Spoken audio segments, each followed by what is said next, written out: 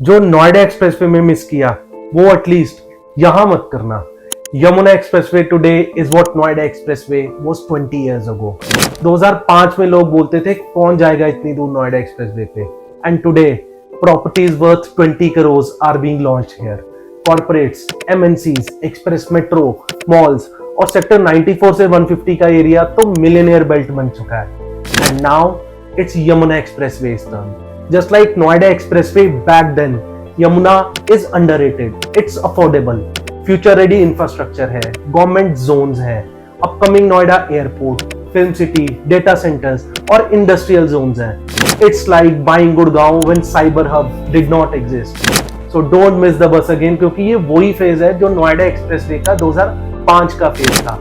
In 2005, people ignored Noida Expressway, but in 2025. Just don't ignore Yamuna Expressway. The right time has come. Buy now and thank yourself in 2030. DM me Yamuna and I will let you know the upcoming launches of Yamuna Expressway.